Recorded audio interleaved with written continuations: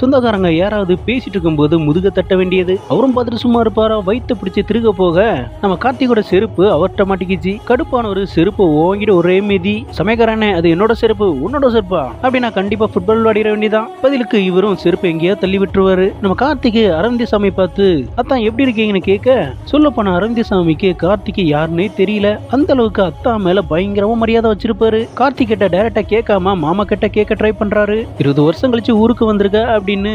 கத்திரிக்காய் பஜ்ஜி சூப்பரா இருக்கணும் அரவிந்த் சாமியோட வாய் அடைச்சிட்டாங்க. எப்படி அது இவன் யாருன்னு கேட்கணும் ட்ரை பண்றாரு. அத்தான்னு யாரோ கூப்பிடுறாங்க. யாருன்னு பார்த்தா நம்ம கார்த்திக். அத்தானுக்கு ஸ்வீட்டு காரம் சமையல்காரன்ட்ட செஞ்சு கொண்டு வர சொல்லியிருப்பான். செருப்பையும் கண்டுபிடிச்சாச்சு. அப்படியே ஸ்நாக்ஸை பார்த்துட்டு இங்க கொடு, நான் சாப்பிட்டுட்டு டேஸ்ட் எப்படி இருக்குன்னு சொல்றேன்னு சொல்லிட்டு அவர் பாட்டு சாப்பிட்டுட்டே இருப்பாரு. நீங்க வந்ததுல இருந்து எங்க அப்பா பத்தி 3 வாட்டி மேலேயே கேட்டுட்டீங்க. இப்படி கேட்டு இருக்க பதில டைரக்டா போன்லயே பேசிடுங்களா. போன் பண்ணி கையிலேயே கொடுத்தாச்சு. இப்பதான் அவருக்கு ரொம்பவே சந்தோஷம். சில சொந்தக்காரங்க டைரக்டா பேச மாட்டாங்க, ஆனா விசாரிக்க மட்டும் செய்வாங்க.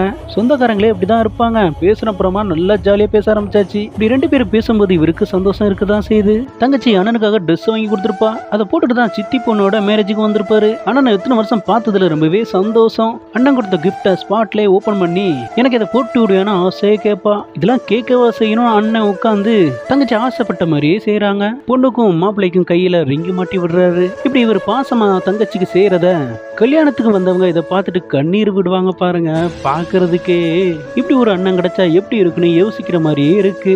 அன்பு பாசம் மட்டும் வச்சுட்டீங்கன்னா கண்ணீர் ஆட்டோமேட்டிக்காவே வரும். நைட் 9 மணிக்கு சென்னை போறதுக்கு பஸ் இருக்கும். தன்னுடைய அத்தான தான் கூட இருக்க வைக்கிறதுக்காக நாட்டு பால் நாட்டு சக்கரை டீ குடிச்சிருக்கீங்களா, ரொம்பவே டேஸ்டா இருக்குன்னு கடைக்கு அத்தான கூட்டு போயாச்சு. பஸ் எடுத்துட்டு போறான். அது எப்படி நம்மகிட்ட கேட்காம பஸ் எடுத்துருவானா என்ன?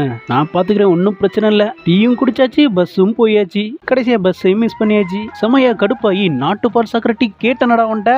நமக்கு அதுவும் முக்கியம், அத்தனோட சந்தோஷம் தான் முக்கியம். இந்த கதை உங்களுக்கு பிடிச்சிருந்தா லைக் பண்ணுங்க.